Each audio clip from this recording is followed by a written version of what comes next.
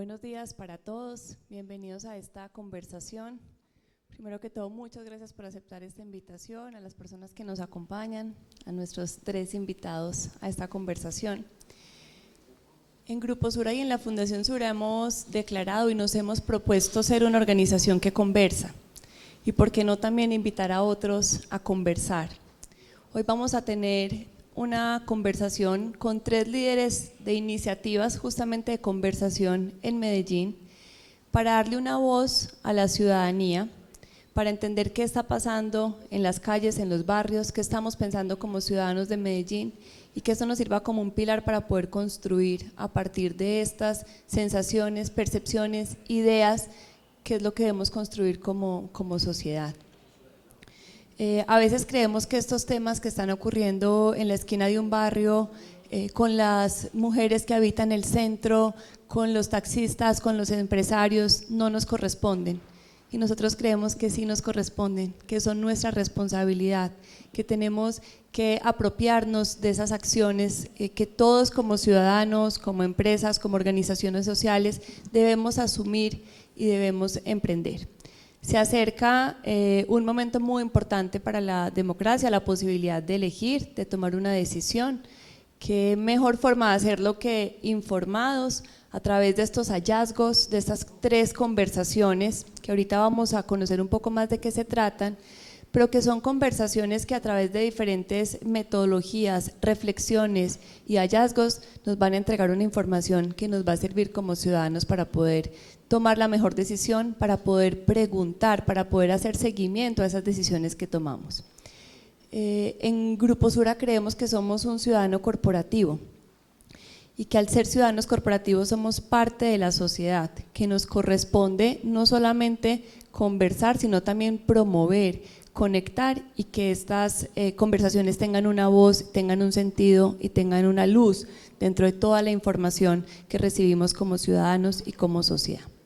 Antes de presentarle a los invitados a la conversación, les queremos presentar un video que resume y muestra los principales puntos de cada una de estas 3 iniciativas para que estemos todos en contexto y podamos tener una conversación más profunda.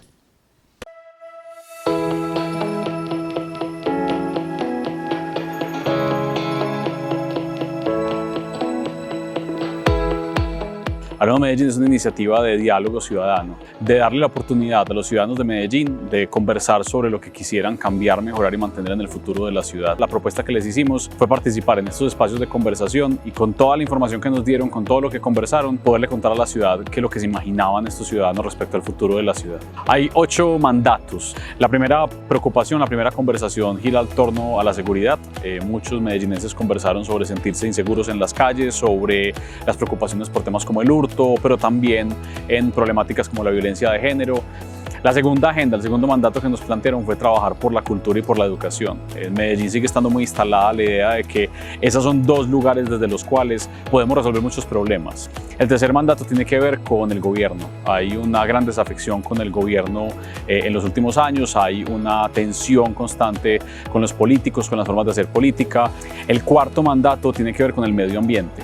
Los medellinenses plantearon una preocupación clarísima por la calidad del aire, por la gestión de las basuras, los residuos y también por la arborización de la ciudad. El quinto mandato plantea sobre todo una preocupación por los habitantes de calle. El sexto mandato tiene que ver con la movilidad. Los medellinenses plantearon preocupaciones por temas de flujo, de tacos, pero específicamente pusieron sobre la mesa el tema del metro. El séptimo mandato tiene que ver con el ornato, con el aseo, con la belleza de la ciudad. Las personas plantearon una preocupación sistemática por las basuras, por el cuidado, por la infraestructura, por los huecos. Y finalmente el octavo mandato nos pide turismo responsable. Los medellinenses plantearon una preocupación sistemática por lo que parecería ser como una ruta que está tomando la ciudad, pero que no parece estar del todo meditada, clara, que no está acompañada por políticas o por decisiones sustanciales.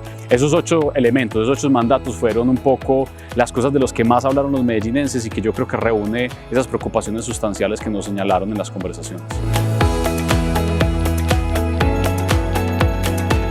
Este es un proyecto que viene gestionando espacios de participación a través de unos diálogos ciudadanos donde se han venido vinculando diferentes sectores, poblaciones y territorios para la identificación de problemáticas de la ciudad de Medellín que aún no se le han dado respuesta, pero sobre todo para la construcción de propuestas ciudadanas para posicionar en la gestión pública y el cuidado de lo público. Este proyecto tiene 3 momentos específicos muy claves. El primero de ellos fue una serie de encuentros con estas diferentes organizaciones, que fueron más de 61 organizaciones. En este primer momento se hizo una priorización de esas propuestas y en esa priorización tenemos 10 temas centrales con 52 propuestas generales y 142 propuestas específicas. Dentro de estos 10 temas centrales tenemos entonces: Medellín es un territorio de paz, convivencia, seguridad y cuidado de la vida.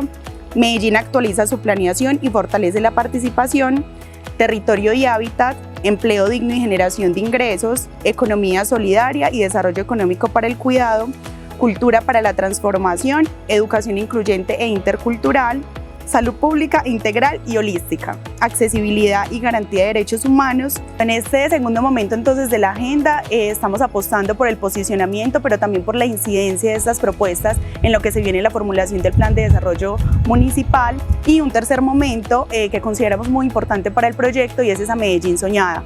Cómo movilizamos entonces estas propuestas en la ciudad, en los diferentes escenarios de participación, por otro modelo de ciudad que es posible.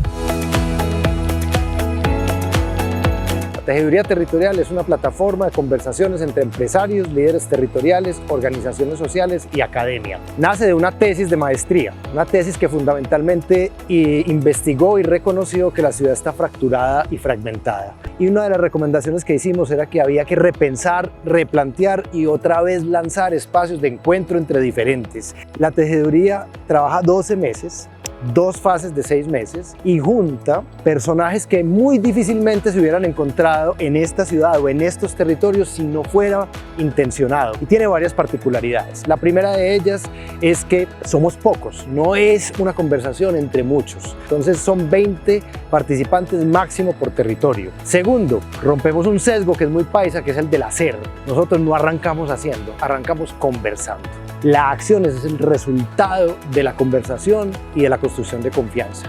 La tercera particularidad es que son conversaciones, como lo dice el nombre, territoriales. Hablamos sobre territorios concretos, comunas, barrios, sus problemáticas, sus capacidades, sus historias y sus actores. Y digamos que otra de las características es que intentamos tener nuevos liderazgos, dar nuevas voces, porque parte del problema también es que los que nos hemos encontrado para conversar hemos sido los mismos.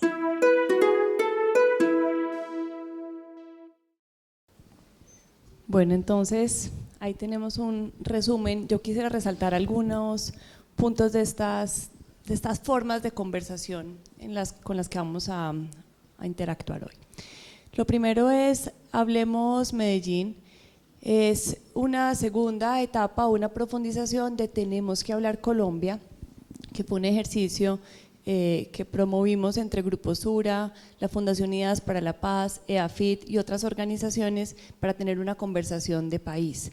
Luego de los resultados de esa conversación, pensamos que era importante en este momento para la ciudad de Medellín tener un ejercicio similar y nace Hablemos Medellín. Entonces vamos partiendo como desde unas conversaciones con un alcance diferente de país, ahora de ciudad.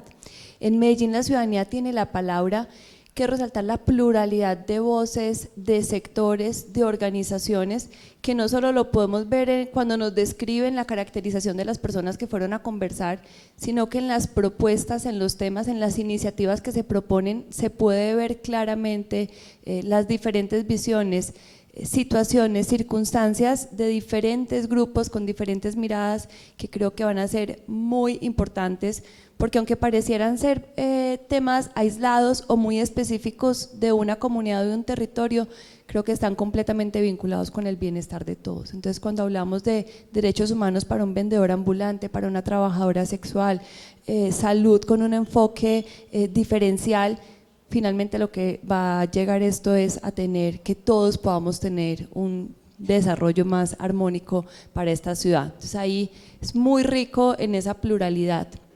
Y la tejeduría, como lo decía Santiago en el video, es esa confianza que se construye en cada territorio, una conversación en un territorio más pequeño, con un grupo más pequeño, que los primeros 6 meses aparentemente nos dedicáramos a nada, ¿cierto? De ahí nos sale una acción aparentemente, pero en realidad por detrás se está tejiendo, se está hilando esa confianza para que después podamos pensar en iniciativas que tengan sentido y en el que todos podamos aportar desde las capacidades personales y de las organizaciones que representamos. Entonces tenemos estas 3 conversaciones diferentes en su metodología, con un alcance diferente, y lo que queremos hoy es analizar entonces qué ha ocurrido y cómo a la luz de estas 3 iniciativas entendemos qué está diciendo la ciudadanía y eso cómo nos aporta a nosotros en la toma de nuestras decisiones, y ojalá también en otros espacios, como todos lo han mencionado, como también tenemos una incidencia en esos planes de desarrollo, en esos planes de las campañas y de los procesos electorales. Bueno, entonces les voy a presentar a Fernando Zapata. Es líder de Medellín La Ciudadanía Tiene la Palabra. Es politólogo con maestría en procesos urbanos ambientales, docente universitario en la Universidad de AFIT y la Universidad de Antioquia, con más de 16 años de experiencia en trabajo con organizaciones sociales y comunitarias en Medellín. Hace parte de la Corporación Región, que es un aliado de la Fundación Sura, donde coordina derecho a la ciudad y al territorio, y Medellín La Ciudadanía Tiene la Palabra. Bienvenido, Fernando. Santiago Silva es el director de Hablemos Medellín, politólogo, especialista en estudios políticos y magíster en gobierno y políticas públicas de la Universidad de AFIT. Se ha desempeñado como docente de pregrado y posgrado en cursos de políticas públicas, gobierno local, estudios del desarrollo, capital social y cultura ciudadana. Y Santiago Londoño, coordinador de tejeduría territorial, es abogado de la Universidad de los Andes, magíster en Derecho del London School of Economics y magíster en procesos urbanos y ambientales de AFIT. De su trayectoria laboral se destacan sus cargos como secretario de Gobierno de Antioquia, concejal de Medellín y gerente político de distintas campañas a la gobernación de Antioquia. Bienvenidos a los 3, como lo estábamos aquí hablando antes de empezar. Para mí, para Grupo Sur y para la Fundación Sur es un placer poderlos tener hoy acá, que podamos… aunque estas conversaciones vienen estando de una manera articulada, no es que estén cada una por su lado, hay conversaciones, hay personas de Corporación Región que participan en el Consejo Asesor de Hablemos Medellín, siempre hay una conexión, pero qué bueno que las podamos conectar y podamos hacer un análisis y una reflexión de lo que está pasando para todos.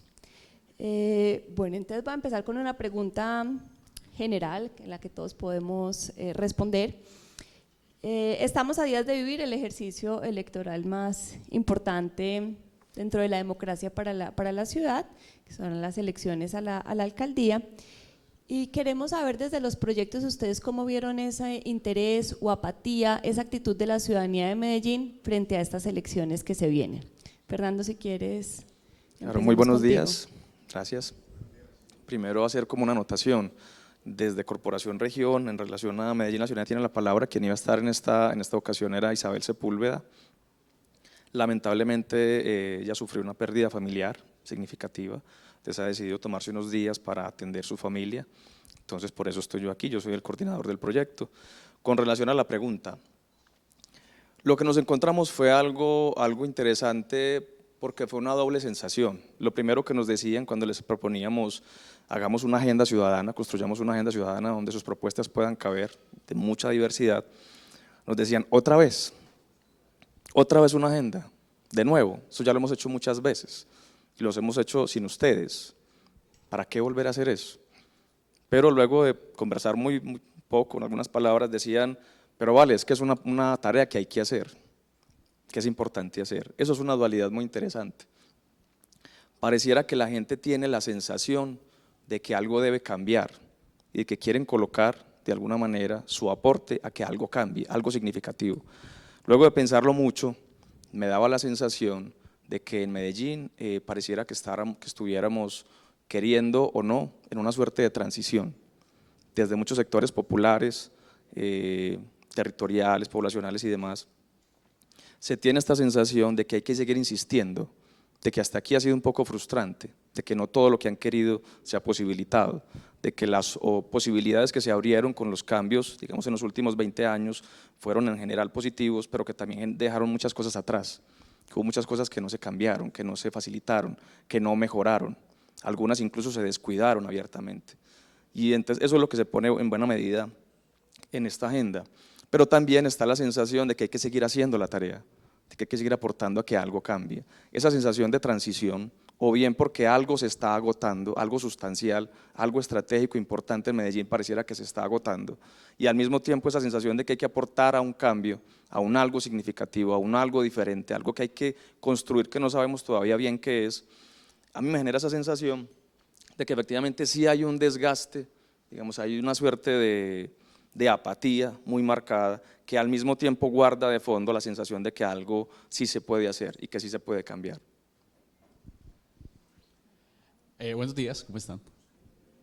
Yo estaba pensando, escuchando incluso a Fernando y un poco en esta idea de las dificultades de invitar a las personas a participar en otro espacio, que siempre, digamos, tiene esa resistencia de cuántas cosas hemos estado y al tiempo, y estoy de acuerdo con Fernando, hay un punto en el cual la gente como que supera esa resistencia porque pues la esperanza es terca. Entonces digamos que las personas tienen la idea fundamental de que de pronto esta vez sí va a ser y que de pronto esta vez sí lo vamos a lograr.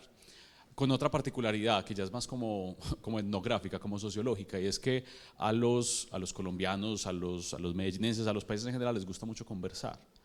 Entonces ahorita estaba pensando, hay un caso que tenemos en Hablemos Medellín, que luego nos tocó hacer incluso un ajuste metodológico de una persona, un conductor de taxi que participó como 5 veces en diferentes espacios. El señor fue la primera vez a conversar, nuestros espacios eran abiertos, él tuvo la conversación que dura 2 horas, dijo sus cosas y le encantó. Y entonces él cada que veía por ahí publicidad, llegaba allí, volvía y se sentaba. Eso no se podía hacer, digamos que no podíamos tener varias participaciones del mismo señor, y nos dimos cuenta cuando un tallerista facilitador dijo como ese señor lo hemos visto varias veces aquí sentado. Entonces dijimos, no, hay que decirle a él que muchas gracias, pero que una vez es suficiente. ¿Y fue coherente o cambió? Sabes que no sé, no hemos hecho ese ajuste. Es una buena pregunta, según, ¿no? Puedo jugar roles en diferentes conversaciones. Se acordaba en la casa que faltaba un mandato. Llegaba un día y decía, les tengo otro tema hoy. Y no lo sé. Pero el fondo con esta persona era... El fondo es el gusto que la gente tiene por la conversación, y aquí me acuerdo de un dato que también dábamos, que nos llamó mucho la atención en el proceso nacional en Tenemos que hablar Colombia, y es que, claro, Tenemos que hablar Colombia fue un desenlace de un proceso que se hizo en Chile, que se llamaba Tenemos que hablar de Chile, que era, digamos, muy parecido. Hay una transferencia ahí como de conocimiento, y nosotros nos hablábamos mucho con los chilenos cuando estábamos haciendo esto acá sobre cómo iban ellos, cómo se hacía esto, y algún día nos dio por comparar la cantidad de información que recibíamos de cada participante, y nos dimos cuenta que un chileno respondía a la pregunta principal del Tenemos que hablar, que era ¿usted qué cambiaría, mejoraría o mantendría en Chile y acá en Colombia? Un chileno respondía con 7 palabras. 7 palabras en promedio, decía hay que cambiar esto por esta razón. Los colombianos respondíamos en 7 frases. Entonces nosotros, de nuevo, pues el gusto de la conversación, también obviamente con la ampliación de la conversación. Entonces también uno de los retos que enfrentamos nosotros es que la gente responde con historias largas y con historias que dan vueltas, y entonces alguien dice que cambiar la educación y nos cuenta la historia de su hijo en el ICETEX, pero también de los problemas que tuvo para entrar a la universidad, pero luego habla de la seguridad y termina hablando de lo importante de la salud, y eso nos tira un montón de cosas. Pero el punto con esto es, a las personas les satisface mucho, les gusta mucho poder sentarse a conversar y además sentirse escuchados, y creo que en esto todos compartimos como un elemento fundamental. La mayoría de nuestra retroalimentación positiva de la gente que se ha sentado a conversar tiene que ver con: a mí nunca me habían parado tantas bolas en la vida. Esa es la experiencia que se llevan las personas, de yo pude ir a hablar sobre algo de lo que no tengo muchos espacios para hablar, o en lo que no puedo expresarme comúnmente, y durante 2 horas unos pelados de la universidad se sentaron a escribir cada cosa que yo decía, porque cada cosa que yo decía era muy importante. Y hay una cosa sobre la dignificación de la opinión y de la participación que creo que implica que estos esfuerzos son siempre necesarios y siempre valiosos, independiente eso como de la ventana de apatía que vayamos a enfrentar. Que ahí nos queda una responsabilidad muy grande, que es que no solo se hayan sentido escuchados, sino que ahora su voz sí llegue a las instancias a las que debe llegar, no necesariamente para que todas las propuestas exactamente como las hicieron, pero que el tema sí esté sobre la mesa. Nos queda esa responsabilidad a nosotros de este lado. Bueno, muy buenos días. Digamos que la tejeduría tiene unas particularidades que yo creo que es importante poner sobre la mesa aquí, y que de pronto la diferencia de estos dos espacios, aunque tenemos muchas cosas en común, una de ellas es que una conclusión directa y absolutamente clara es la necesidad, pero además el placer por conversar. Digamos que la tejeduría nace de un análisis y una hipótesis que hemos comprobado, y es que estamos en una ciudad fracturada y fragmentada, de guetos, en donde si no es intencionado difícilmente nos encontramos con personas de otros territorios que hacen cosas distintas a nosotros, de otros estratos socioeconómicos, de otra ideología. Pero cuando eso se propicia, inmediatamente hay una chispa y una conexión, y es hay que conversar, y eso es importante que quede sobre la mesa. Pero la tejeduría, digamos que no tiene como objetivo, en principio, conversar con el objetivo de construir una agenda o de fortalecer una agenda o de entender, digamos, directamente cuáles son, digamos, los mandatos o las necesidades que tienen los ciudadanos, sino que en principio es juntar un montón de gente muy distinta que difícilmente se hubiera encontrado a empezar a construir confianza entre ellos, individual y organizacional.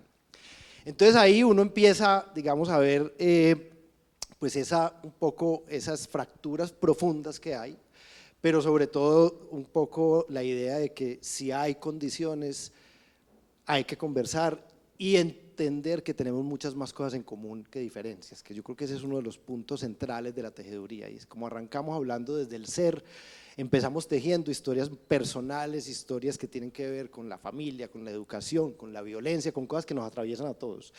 Y eso ya va sentando unas bases a partir de las cuales las personas empiezan a decir, bueno, ¿qué podemos hacer juntos? Entonces, ya en el contexto de las elecciones, la primera cohorte la hicimos en medio de la campaña presidencial y esta segunda cohorte la estamos haciendo en medio de la campaña regional.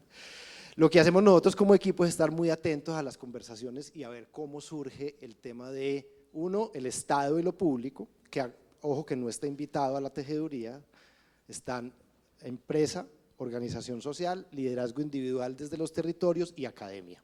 Entonces ahí hay un faltante que nosotros somos conscientes que es un faltante, pero que es además diseñado así.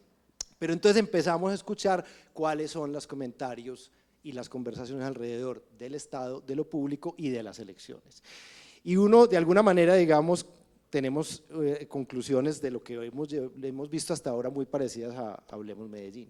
Poco el tema de la profunda desconfianza en lo público, de la profunda desconfianza en el operador político electoral, es decir, en los candidatos y en los que están en cargos de elección popular. Eso es real, digamos, eso no es además monopolio de un sector, no es en el sector social que hay, la desconfianza está en los empresarios también, está en los académicos también, pero en el fondo también pero hay que trabajarle a esto y hay que elegir bien.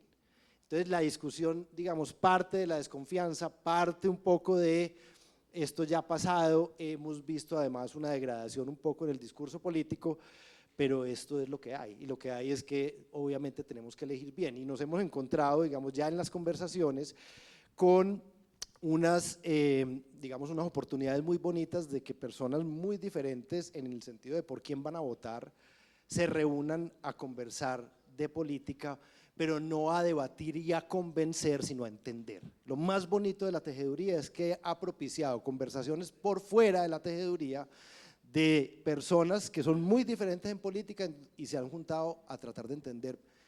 Les voy a contar una anécdota puntual. Un empresario invitó a dos de sus compañeros líderes de organizaciones sociales de la Comuna 13 a su casa a conversar con sus amigos del colegio, a hablar de la política nacional y de la elección presidencial y a entender por qué ellos iban a votar por Petro y por qué ellos no eran ni unas personas raras, ni estaban perdidas, ni eran borregos, sino que tenían unas posiciones políticas muy, muy aterrizadas y muy claras, que era muy importante sentarse a entender.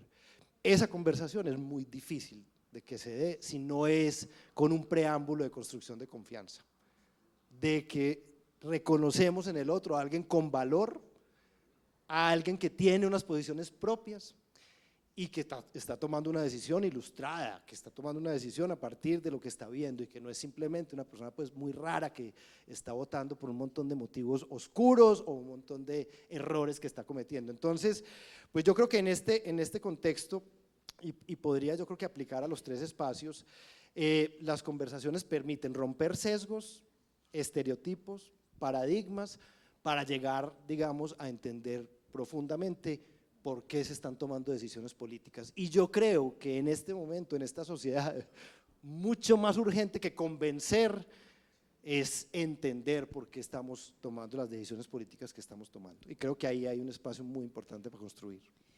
Santiago, en Hablemos Medellín hay una pregunta que se le hace a las personas cuando se sientan en la conversación y al final, cuando termina la conversación, cómo cambia su sentimiento de polarización, que creo que complementa muy bien lo que nos está diciendo Santiago. Sí, una de las cosas que queríamos ver, digamos, en el proceso nacional del año pasado, queríamos explorar la idea de si la conversación ayudaba a construir confianza. Algo pues que digamos que todos decimos que es evidente, pero bueno, digamos que lo pusimos a prueba y encontramos efectivamente que cuando las personas de, digamos, entornos diferentes, de manera espontánea, en un lugar más o menos diverso, se encuentran a conversar durante un tiempo, la confianza que sienten por los demás aumenta. Este año aquí en Medellín queríamos ver si la conversación ayudaba a reducir la percepción de polarización. Entonces, la percepción de polarización es básicamente la respuesta a la pregunta de ¿usted qué tanto cree que está polarizada la ciudad?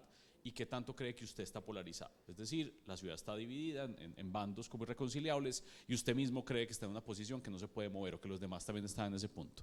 En el fondo, y esto es muy importante y quizás es el hallazgo fundamental, hay una diferencia fundamental entre la percepción de polarización y la polarización. La percepción de polarización es no nos podemos poner de acuerdo. Yo creo que eso es así. La polarización efectiva es que eso no ocurra. Entonces lo que pasa en Hablemos Medellín y nos pasó en Tenemos que hablar Colombia es que las personas creemos que nuestras posiciones son únicas, extrañas y diferentes y que los demás piensan y se preocupan por cosas completamente diferentes. Un poco lo que ocurrió en la conversación que nos contaba Santi y es yo a veces creo que los motivos de una persona para hacer algo que yo no haría son oscuros, extraños, peligrosos, difíciles y a veces lo que parecería muy sencillo de hacer pero que necesitamos es sentarnos a ver un poco cuáles son. Y lo que encontramos y lo que pasa recurrentemente en estas conversaciones es que la gente llega esperando que la conversación va a salir mal, que van a discutir, que van a pelear, que los demás no piensan como ellos y la mayoría de los colombianos y la mayoría de los medellinenses se preocupan por cosas más o menos parecidas y tienen ideas más o menos cercanas sobre cómo deberían resolverse y tienen un imaginario sobre cómo debería ser la ciudad, de nuevo, más o menos parecido. Y comparten formas, medios, comparten preocupaciones. En ocasiones, y esta es parte, digamos, también de la justificación de este tipo de ejercicios, es que necesitamos la excusa de sentarnos a poner sobre la mesa esas preocupaciones, para darnos cuenta que los demás piensan más o menos parecidos a nosotros. Entonces, lo que nos pasó este año fue que hicimos digamos, estudio donde le preguntábamos a la gente antes de la conversación qué tan polarizado creía que estaba la ciudad, qué tan polarizado creía que estaba el mismo, y luego le preguntábamos una vez salida la conversación, y lo que encontramos fue una reducción de la percepción de polarización. ¿Por qué? Porque la realidad de la polarización es que no hay tanta polarización como creemos, que la mayoría de la gente en Medellín, de nuevo, más o menos, piensa en cosas parecidas, se preocupa por cosas parecidas y se puede poner de acuerdo con relativa facilidad. Hay un dato que yo sé que a Mercedes y a Gonzalo les gusta mucho del año antepasado, el Tenemos que hablar Colombia, es que nosotros en Tenemos que hablar Colombia tuvimos 1.450 y pico espacios de conversación. Y solamente en 16 hubo inconvenientes, hubo una pelea, hubo alguien que se molestó, hubo alguien que insultó a alguien, eso es, digamos, menos del 1% de las conversaciones, una cosa mínima. En Medellín nos pasó una sola vez, no tuvimos un solo caso de una conversación que se haya roto, que se haya reventado, que alguien haya insultado a alguien. Esto no quiere subestimar el hecho de que las discusiones puedan ocurrir o que la gente pueda pelear o que efectivamente haya problemas en términos del debate público. O diferencias profundas. Lo otro es, claro, las conversaciones de Hablemos Medellín no es que siempre salieran bien en el sentido de que todo fuera muy amoroso, a veces la gente discutía, pero hay una distancia entre la discusión y el debate y la persona que insulta o que se para y se va, digamos, en la ruptura de la conversación. En nuestro caso, digamos, en la iniciativa de Medellín, eso nunca nos pasó. Insisto, esto no quiere decir que entonces el debate público no pueda ocurrir o que no haya un problema sobre cómo debatimos, pero a veces creo que proyectamos hacia la ciudadanía de manera cotidiana lo que vemos hacer a los candidatos en las elecciones y puede que haya una injusticia muy grande en esa proyección. Gracias, Santiago. Fernando, en Medellín la ciudadanía tiene la palabra uno de los grupos invitados a conversar fueron las organizaciones sociales. ¿Cómo vemos ya después desde este proyecto, desde esta iniciativa, qué es el rol de las organizaciones sociales en la construcción de la ciudadanía y la democracia? ¿Qué encontraron en esa conversación? Bueno, lo primero es decir que la misma organización social, diferentes formas en las que hay, representa de alguna manera un ejercicio ciudadano, ¿cierto? De alguna manera también significa un disponerse para intervenir en lo público y en lo común, y creo que eso también es como importante tenerlo presente. Por el otro lado, yo creo que se identificaron como tres grandes cosas que me parecen muy significativas. Un gran interés por el cuidado de lo público, ¿cierto? Una preocupación por eso, una preocupación por que no haya más deterioro, porque no se pierda aquello que es valioso, aquello que es importante como para poder producir esa sensación de cambio que les contaba ahorita, ¿cierto? Como de estamos en agotamiento, de seguir insistiendo, pero al mismo tiempo no podemos desfallecer de seguir insistiendo, que lo ponía ahorita, pero al mismo tiempo también, entonces, bueno, vamos a cuidar lo que queda, ¿cierto? Cuidemos eso que queda, el cuidado de lo público, eso tiene que ver con el control social, en fin. Otro elemento que yo creo que también es muy significativo es esa sensación de cambio, tiene que ver también con la disposición a la construcción colectiva de lo público, a entender que lo público no está terminado, pero que además lo público hace parte también de lo común, de eso que hace parte de todos y todas, que hay que cuidar, que hay que proteger, pero que además hay que seguir construyendo, que lo que tenemos no ha sido suficiente para dar cuenta de todas las problemáticas y necesidades que tenemos como sociedad, y creo que eso también es muy interesante y muy importante darle valor. Quiere decir, nada más el estallido social, que si bien tiene connotaciones de nivel nacional, tuvo su propio tinte a nivel local, y si bien algunas de esas cosas fueron bastante tórdidas y difíciles de entender, también hubo muchas reivindicaciones interesantes allí, que tienen que ver con esa sensación de Medellín merece una otra cosa, hay que construir una otra cosa, hay una serie de problemas ahí pendientes de resolver que todavía están efectivamente pendientes de que entendamos qué significan.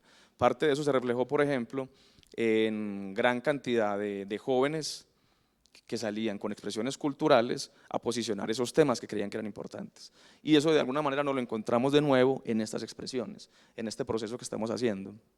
Con Medellín la ciudadanía tiene la palabra, por ejemplo, salían diferentes sectores a decir, vení, pero lo que pasa es que parte de lo que está pasando es que no han entendido cuáles son nuestros problemas, dónde están nuestros problemas, no han entendido eso, nadie lo ha entendido, entonces vamos a proponer cuáles son las soluciones a esos problemas, porque de alguna manera nuestra sensación es que sí sabemos para dónde vamos, pero no han podido todavía entender en el sector público y otros sectores qué significa esto que estamos viviendo, y eso también fue como muy interesante. Un tercer elemento que también nos encontramos fue la importancia de reconocer nuestra diversidad y nuestras diferencias como parte de nuestra riqueza colectiva. Encontramos sectores muy diferentes, desde quienes trabajan con prostitutas, desde sector LGTBIQ+, desde personas con dificultades para la movilidad, con movilidad reducida, personas en sectores y barrios populares, en sectores rurales, que estaban con todas sus diferencias muy claros en qué era lo que anhelaban, qué era lo que proponían, qué era lo que querían, y al mismo tiempo con toda la disposición a entender cuáles eran las propuestas de los demás sectores, porque además la construcción de esto significó ir a cada una de estas organizaciones y sectores a preguntarles cuáles eran sus propuestas, pero además significó construir una especie de coordinación ampliada en la cual hacíamos recurrentemente, el equipo impulsor lo llamamos, y ahí tomamos decisiones colectivas sobre por dónde orientar, digamos, la construcción conjunta de esta agenda ciudadana, en términos tanto de posicionamiento, incidencia, pero también de los contenidos y el orden de las mismos, ¿cierto? ¿Qué priorizábamos? ¿Dónde lo poníamos? ¿Cuáles eran los contenidos que íbamos a dejar en esta agenda ciudadana?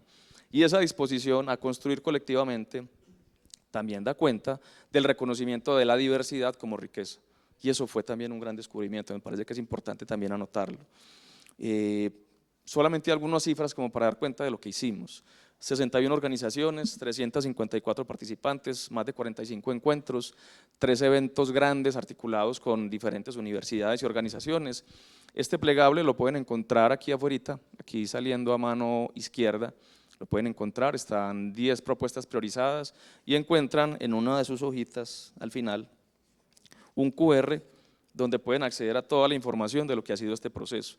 Pero quiero además señalar, en el marco de la construcción de esto, parte de la estrategia que hicimos fue Vení, no todo cabe en lo que ya hemos reconocido. Seguramente hay otras cosas construidas que debemos también ser capaces de reconocer. Parte de eso significó identificar agendas previas, es decir, agendas ciudadanas que se habían construido con anterioridad, pero que luego que hacíamos la evaluación considerábamos que todavía tenían vigencia. Y eso es importante también, ¿cierto? ¿Cuál es el legado? ¿De dónde venimos? No todo lo vamos a inventar. Además, reconocimos agendas autónomas, organizaciones que con toda su fortaleza ya tenían muy claro qué era lo que iban a proponer de cara a lo público. Habían otras organizaciones a las cuales les generamos como un proceso de apoyo para que construyeran su propia agenda, les llamamos agendas co-construidas. Generamos alianzas estratégicas entre ellas, pues con todo el proceso que ha significado, pues que ha liderado Santiago. Generamos lo que les decía ahorita del equipo impulsor, como esta suerte de coordinación ampliada para tomar decisiones, y nos articulamos con diferentes eventos de ciudad. Todo eso creo que es importante señalarlo, porque nos permite también identificar que la idea era reconocer, compilar y presentar propuestas en las candidaturas, pero también incidir de cara a lo que viene con plan de desarrollo, y un tercer elemento que recoge esa sensación de necesidad de cambio, y es, sin ninguna ingenuidad, podemos decir con toda claridad que muchas de estas propuestas efectivamente no van a quedar en el plan de desarrollo. Sería ingenuo plantearlo. Son más de 150 propuestas. ¿Qué hacer con esa riqueza?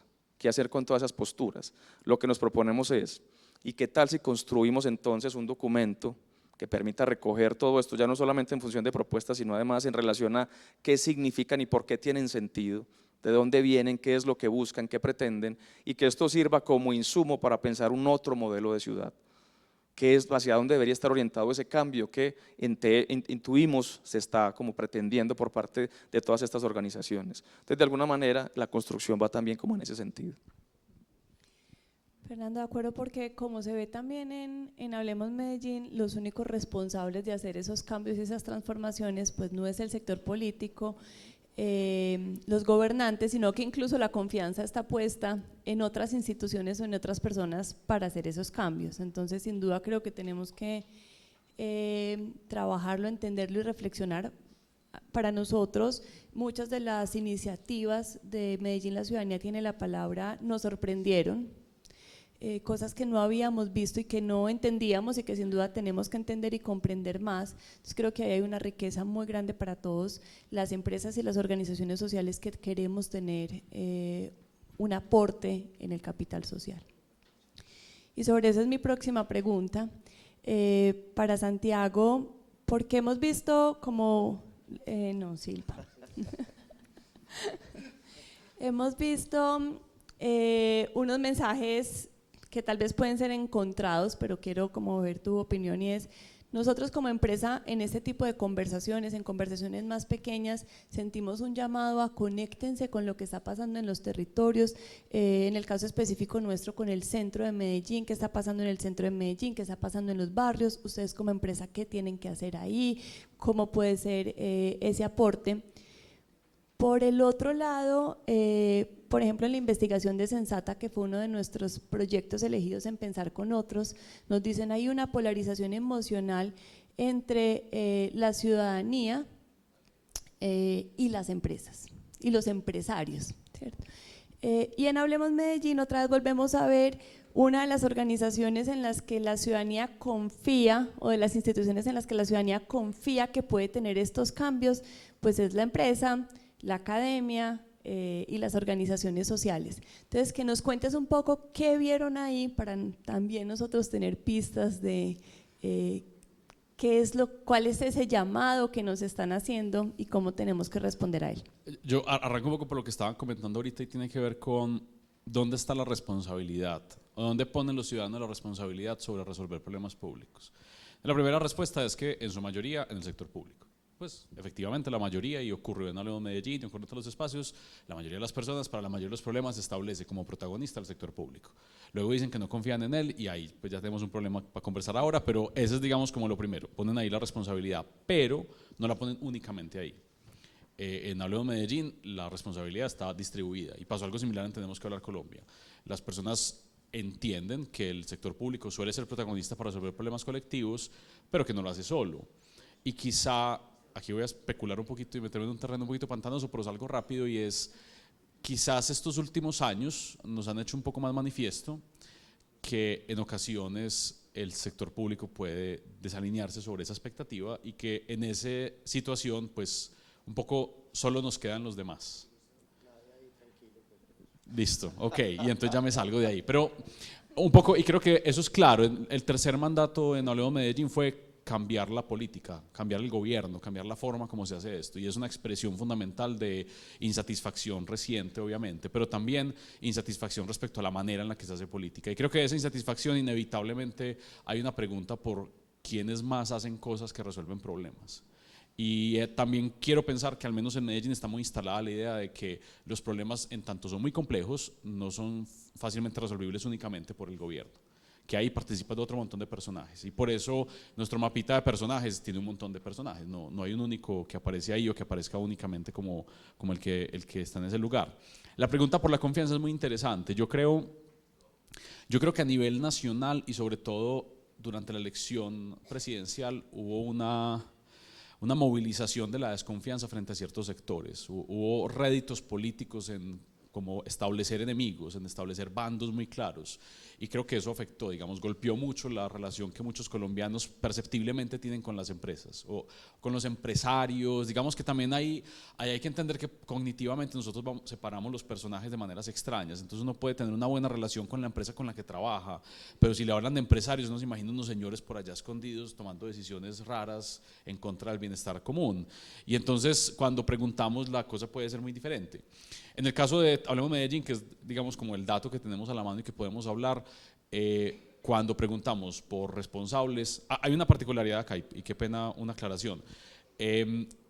Hablemos Medellín tiene preguntas siempre abiertas. Eso quiere decir que las respuestas de los ciudadanos no se dan como en listas de opciones. Eso, por ejemplo, los temas que nos dijeron, ellos dijeron esos temas, nosotros no les dimos lista de opciones. Los personajes que volvieron responsables, ellos los dijeron. Eso quiere decir que no les dimos como entre estos 15 personajes quién es más responsable para resolver tal problema.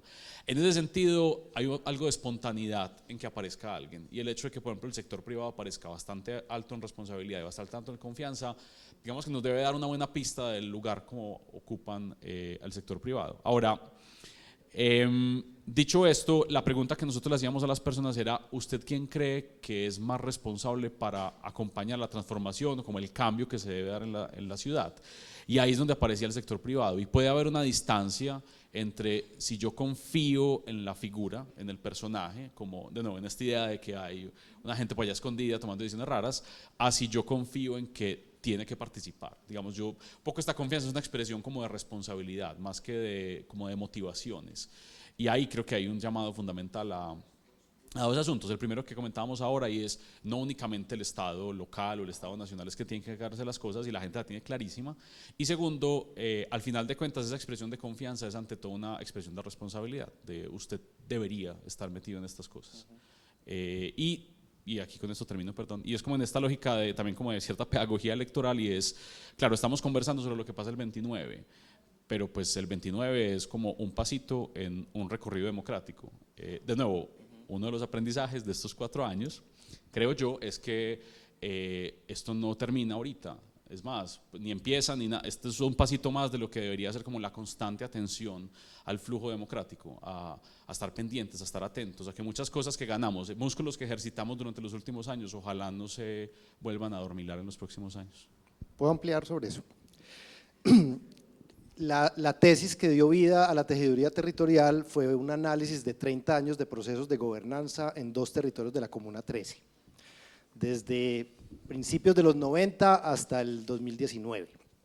Analizar qué pasó en la Comuna 13 en esos 30 años, quiénes fueron los actores, qué tipo de intervenciones hubo, en dónde estuvieron los puntos, digamos, de transformación, dónde están los errores cometidos. Uno de los hallazgos centrales de ese análisis, que yo creo que se puede hacer extensivo a toda la ciudad y a buena parte de este territorio, es que pasamos en los años 90 de decir no hay Estado, no hay Estado, no hay Estado, no hay Estado, a principios de siglo y durante más o menos unos 20 años o unos 15 años, a que el Estado, es decir, el municipio de Medellín, se fuera volviendo macrocefálico, presente y además director y líder de gran parte de los proyectos de política pública y de los temas centrales de esta ciudad.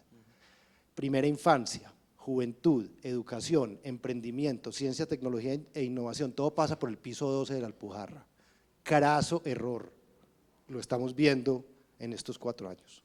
Uno no puede entregarle a ningún actor, incluso al Estado, el poder total de las temáticas fundamentales de una sociedad. Entonces yo lo digo y lo publico mucho, los temas centrales de una sociedad son tan importantes que no se pueden poner en la canasta electoral cada 4 años en su totalidad. Obvio es muy importante tener buenos gobernantes, obvio es muy importante tener buenos gobiernos, pero uno no le puede entregar ni las directrices, ni la iniciativa, ni la política pública y el foco de estos temas sociales a un gobierno exclusivamente, porque eso nos volvemos muy vulnerables. Y otro de los hallazgos de esa tesis es que parte de los otros actores, empresarios, organizaciones sociales, academia, en esos mismos 15 años en que fortalecimos el Estado, se fueron retirando a sus cuarteles. Se fueron retirando a sus cuarteles, de alguna manera fueron poniéndose a un lado a hacer cosas muy valiosas, sin duda, nunca dejamos de hacer cosas porque aquí siempre estamos haciendo cosas, pero nos desenfocamos. Y creo que lo que hemos vivido en este cuatrienio en Medellín es un buen ejemplo de eso, de lo complejo y riesgoso que es poner todos los huevos de una sociedad en la canasta electoral. Entonces, termino con lo que terminó Santi también. Yo creo que hay que pararle bolas al 29 de octubre, pero no demasiadas. Es decir, el día después y los 4 años siguientes, todos vamos a estar y tenemos que estar construyendo sociedad. En la empresa privada, en las organizaciones, en la academia, no hay de otra. Ojalá tener buenos aliados en el sector público, ojalá tener gobernantes y gobiernos con visión, pero además con apertura, con la posibilidad de hacer gobernanza y trabajo en equipo, ojalá. Pero incluso cuando no se da eso, estos temas son tan importantes que no se pueden parar. Gracias, Santi, ya que cogiste impulso. Entonces voy a cambiar mi pregunta, porque mi pregunta era ¿cómo hacíamos para poner los temas de los territorios, de los barrios, en esas agendas de los candidatos?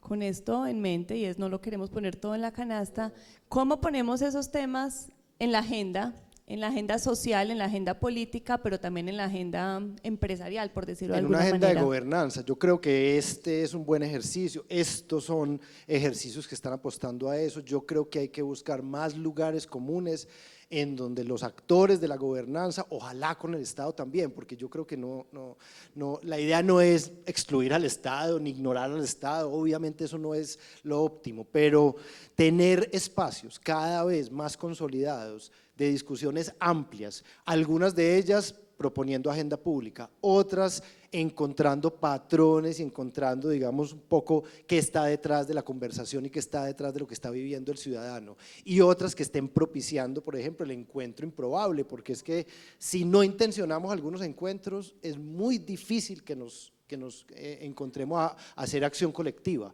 No estamos en este momento en sociedades que tengan espacios públicos o espacios de discusión abierta, constantes y sostenidos en donde nos encontremos los diferentes, no los hay, entonces hay que crearlos y hay que fortalecerlos. Entonces yo creo Merce, sí, obviamente yo creo que hay que intentar hacer, digamos, efectos directos en la agenda pública, yo creo que hay que hablar con los candidatos.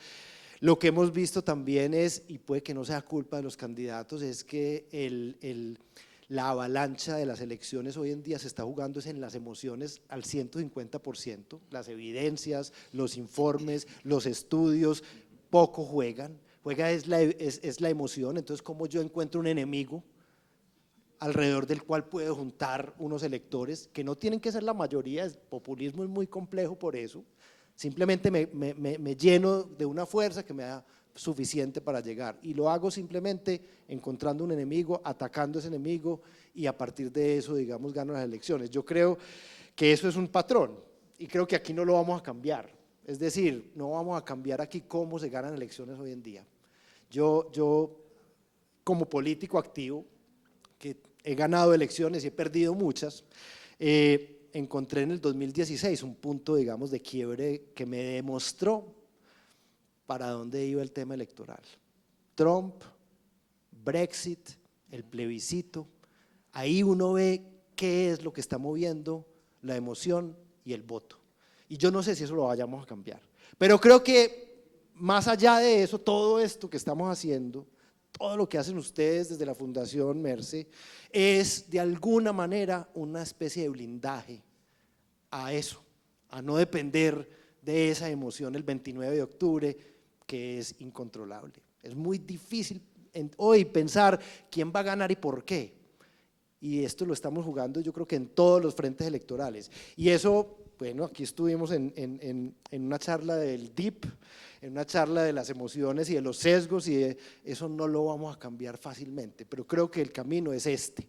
Yo creo que conversando, encontrándonos, vamos tumbando sesgos, vamos tumbando paradigmas, vamos encontrando puntos en común para no ser tan supremamente vulnerables a esa manipulación emocional en la que se han convertido bueno, quizás no se han convertido, se han profundizado las elecciones porque siempre lo han sido, pues. Bueno, yo voy a hacer aquí una pregunta, pero también vamos a abrir a preguntas del público para que la vayan pensando mientras tanto.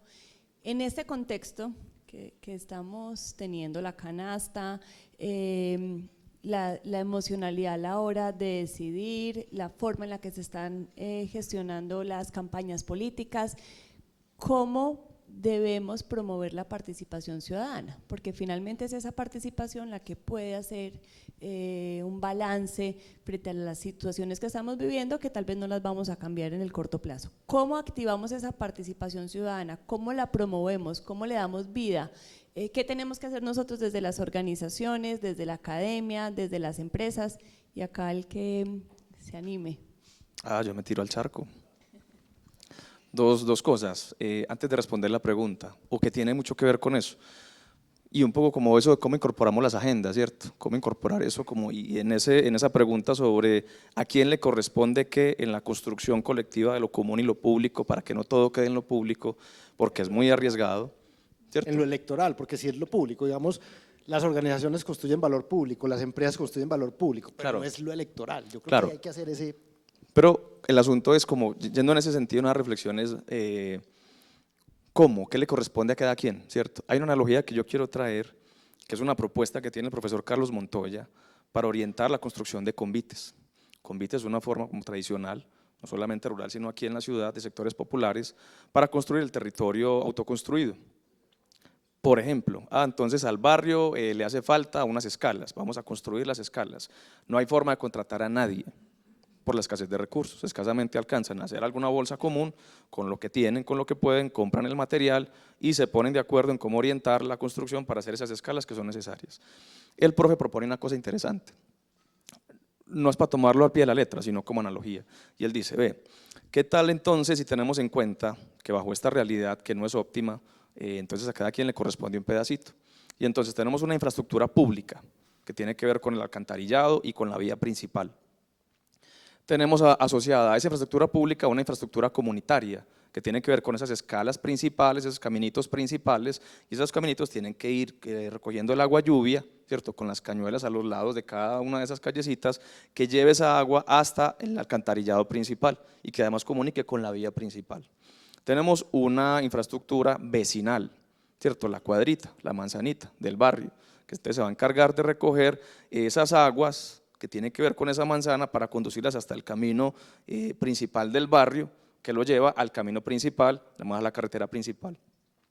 Pero además va a construir los caminitos, las aceritas, ¿cierto? Que se comunica a cada una de las casas. Y hay una infraestructura ya familiar, que entonces cada una de sus casas va a recoger el agua lluvia y va a construir su acerita, que a su vez comunica con la vía que tiene que ver con lo vecinal. Y entonces tenemos 4 cosas que se distinguen claramente, que se articulan, donde cada cual tiene una responsabilidad diferenciada, que a su vez significa unos materiales diferentes, un trabajo diferente, que en conjunto logran generar una transformación significativa de ese territorio. Entonces tenemos infraestructura y acciones de orden familiar, que tiene que ver con la vivienda, de orden vecinal, de orden comunitario y de orden público. Esa forma de entenderlo, donde la solución a un problema complejo no le corresponde a un solo actor, cada cual tiene de alguna manera su tarea para cumplir, donde la magia está en cómo nos articulamos, muy seguramente tiene mucho que ver con eso, para responder ya a la pregunta, ¿cierto? La mejor forma de responderlo es, hay que reconocer el valor que tiene cada uno de esos actores en esa articulación que acabo de señalar. Cada uno, por pequeño o por grande, es valioso, es significativo, incluso reconociendo su diferencia. Y para ser todavía más específico y además fiel a aquello que hemos construido, pues en esta agenda hay una línea dedicada al tema de participación. Voy a hacer lectura muy rápida de lo que significan algunas de las propuestas principales. Recuerden que la estructura de este documento se basa en tema, que es el que agrupa todo. Dentro de ese tema hay algunas propuestas principales, dentro de esas propuestas principales hay algunas propuestas específicas asociadas.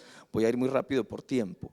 En el tema 3, que tiene que ver con Medellín, actualiza su planeación y fortalece la participación, están las siguientes propuestas principales. Primera, actualización participativa de los instrumentos de planeación, eso tiene que ver con ordenamiento territorial, tiene que ver con la revisión político-administrativa, tiene que ver con la nueva generación de planes locales de desarrollo, que ya se vencen, tiene que ver con el sistema municipal de participación.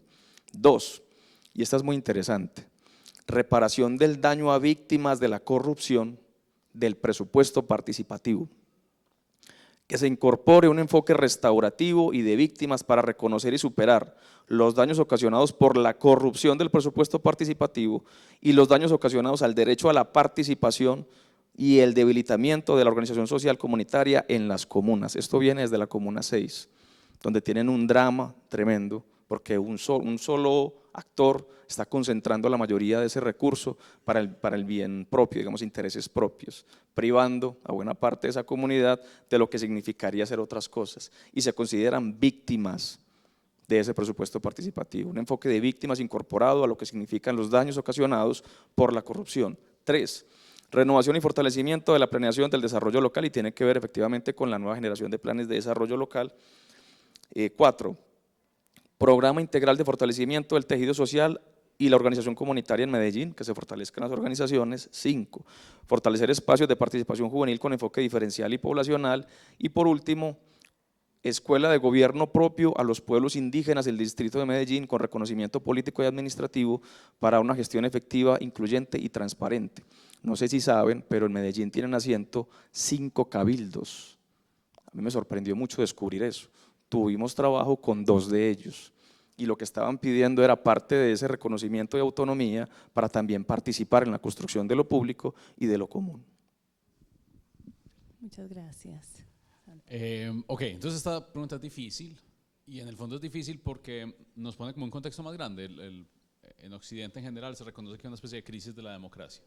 La democracia representativa, la que hemos vivido mal que bien en Occidente durante los últimos 150 años, está teniendo muchas dificultades para renovarse. Está teniendo, digamos, bajas en apoyo, en participación, digamos, el ascenso del populismo, un montón de asuntos que creo que también son más grandes que lo que podemos estar viendo aquí en el caso de Medellín. Entonces, asumiendo que muchas de esas cosas grandes no las podemos resolver, hay cosas que podemos hacer. Yo creo que lo primero, y sé que es muy frustrante decir como esto que estamos haciendo ya hace parte, pero lo hace. Estos 3 ejercicios lo que plantean fundamentalmente es la apuesta efectiva de una organización por acompañar temas de innovación democrática. Entonces, en ocasiones creemos que la democracia es como esta cosa grande de los grandes titulares, el momento de la elección, y no vaya y pone el voto y lo que sea. Claro, eso hace parte de la democracia, pero la democracia es más cotidiana. La democracia es lo que pasa entre elecciones. La democracia, en el fondo, teóricamente, filosóficamente, debería ser como el oxígeno, estar todo el tiempo por ahí dando vueltas. El problema es que hemos como creado este hábito de que la democracia solo nos toca en momentos muy puntuales, en momentos específicos. Y por eso utilicé ahorita esa metáfora de lo del músculo, que me gusta mucho de cara a lo que pasa en Hablemos Medellín. Si no ejercitamos cuando no lo necesitamos, el músculo democrático, el músculo se atrofia un poquito, y cuando tenemos necesidad de moverlo va a ser más doloroso y más difícil. Eso que implica intentar promover, tanto como sea posible, como prácticas democráticas, como ejercicio democrático, así no sea la realidad. En ocasiones puede que tener conversaciones sobre asuntos públicos de una organización, cuando no está pasando nada raro, puede ser valioso. Y así no salga nada extraordinario de esa conversación. O ejercicios que nos permiten, digamos, reflexionar sobre lo que pasa en asuntos públicos, la manera como podemos participar, los lugares donde podemos hacerlo. Insisto, ejercitar tanto como sea posible el músculo democrático, vivir de manera democrática, digamos que como que superar esta idea de que la democracia es solamente momentos puntuales.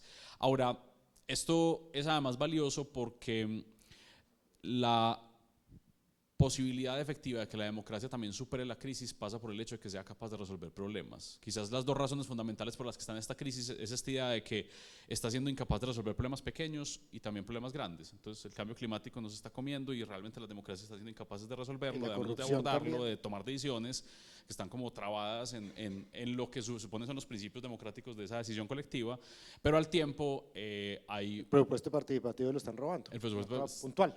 No, y digamos, también hay, no sé, voy a también ser aquí prudente, hay referentes centroamericanos que empiezan a volverse más populares en el país, precisamente porque están siendo muy efectistas, están logrando hacer cosas, digamos, pasando por encima como en las salvaguardas democráticas y son muy efectivos. Entonces yo logro hacer esto que todos ustedes quieren, me salté un montón de cosas, pero lo logré, y enfrentar eso requiere, entre otras cosas, que la democracia funcione bien. No es únicamente que tengamos como un aprecio filosófico y enamorados de la democracia, sino que la democracia tiene que lograr resolver los problemas. Y de alguna manera lo ha hecho, digamos, ha llegado hasta acá, en esa como competencia de sistemas políticos, la democracia ha llegado hasta acá porque ha sido efectiva, porque funciona para resolver problemas, pero requiere atención, requiere participación, requiere es que todas las fuerzas, digamos, políticas, en el sentido de participación generales, estén atentas. Eso también requiere un poco lo que nos piden incluso los medellinenses en esa diapositiva donde aparecen responsables y confianza, que aparece un montón de gente, y es asumir la responsabilidad, asumir que las organizaciones tienen responsabilidad sobre lo que pasa en una ciudad, asumir que las organizaciones sociales tienen responsabilidad sobre lo que pasa en la ciudad, y que la responsabilidad implica costo.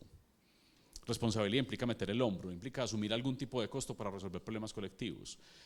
Muchas organizaciones y fuerzas políticas digamos, y empresas lo hacen constantemente, lo han hecho toda la vida, muchas no tanto, y quizás ahí también hay un ejercicio colectivo de cómo le exigimos a todo el mundo que meta como su partecita para lograr que la democracia efectivamente resuelva problemas e intente como venderse mejor, digamos, de poder mostrar que efectivamente es capaz de resolver problemas.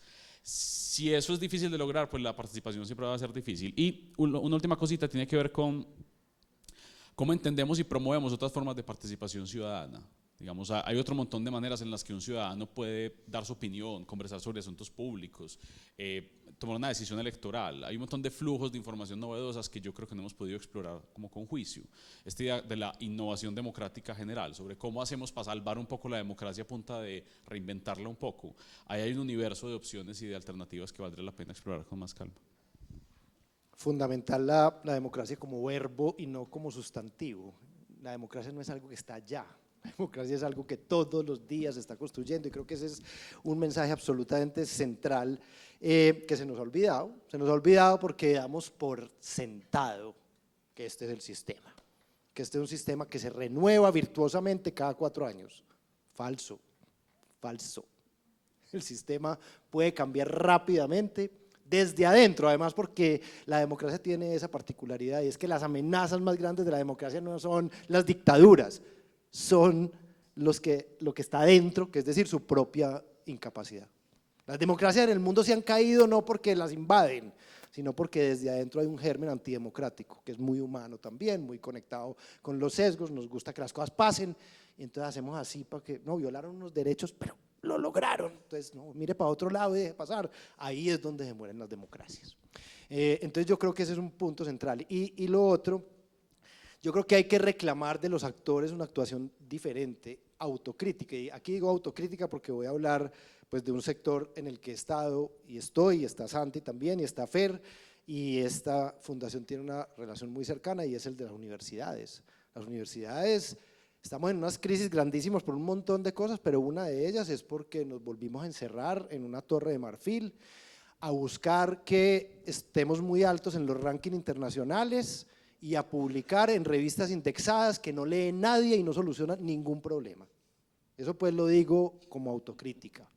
Y le dimos la espalda a los problemas de los territorios, a los que están en el barrio vecino, a los que están en la ciudad, y obviamente nos empezamos a desconectar de una cantidad de problemas que exigen reflexión, pero que exige acción.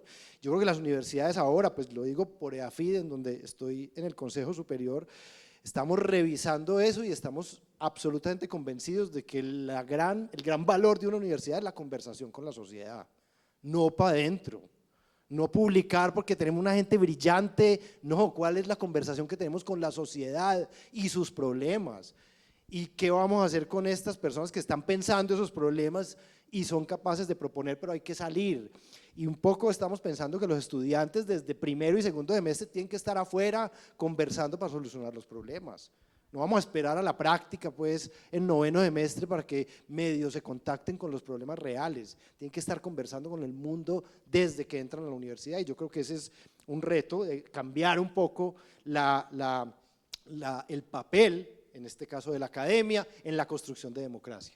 Y creo que las empresas también tienen que hacer una reflexión profunda y autocrítica, porque yo siempre lo he dicho, me parece que las empresas, todas, las que tienen 3 empleados y las que tienen 45.000 empleados, tienen precisamente en ese gran grupo de seres humanos, de colaboradores y de ciudadanos corporativos, una gran potencialidad. En esta empresa hay fundadores de barrios de Medellín y del área metropolitana, hijos de fundadores, miembros de juntas de acción comunal, miembros de organizaciones sociales, trabajan en Sura, pero en sus barrios y territorios tienen un papel fundamental como líderes. Y lo mismo en otros espacios.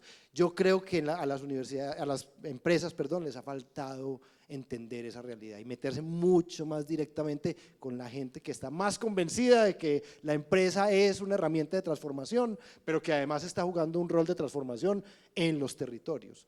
Porque es que jugamos dobles roles y triples roles, no solo venimos aquí, estamos 8 horas, sino que estamos en el barrio y allá tenemos liderazgo cultural y tenemos liderazgo deportivo, y repito, somos familiares de los que fundaron el barrio, entonces tenemos la memoria histórica del territorio, y están aquí, y están en el éxito, y están en un montón de empresas, y están no solo en las grandes, sino en las pequeñas.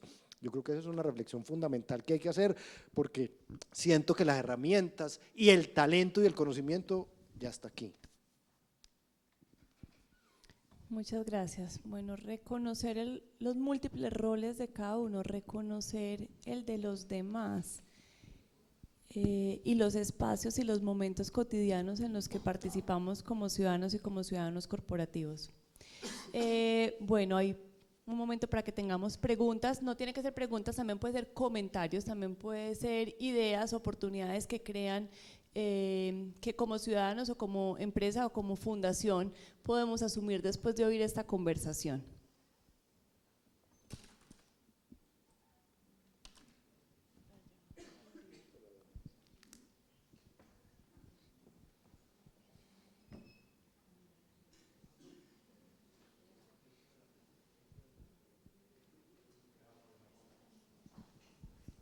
Muchas gracias. Buenos días. Mi pregunta va un poco encaminada en el tema de qué hacer con el cáncer de la corrupción, que creo es lo que mina de primera mano la democracia. ¿Y por qué pregunto esto? Porque la verdad siento que es demasiado fácil ser corrupto y no les pasa nada a los corruptos. ¿Qué deberíamos hacer como ciudadanía? ¿Qué debería cambiar? ¿Qué controles deberíamos tener? Que verdaderamente quien se siente, donde se siente con ese poder, tenga que responder por sus acciones ante la ciudadanía que lo eligió. No sé qué piensan ustedes. Se arriesgan. A ver, entonces aquí hay varias respuestas que son muy tradicionales, pero eso no las hace menos valiosas. Yo no sé, yo sobre todo, pues sé que Santi ha estado en el sector público, yo también estoy en el sector público, Fernando ha estado en el sector público, listo. Sentados en esas sillas, ahora, hay asuntos de formación, trayectoria que también son importantes, pero sentados en esas sillas, la principal preocupación de cualquier funcionario público es lo que los ciudadanos, sus potenciales electores y las organizaciones que están pendientes de la gestión cotidiana están pensando.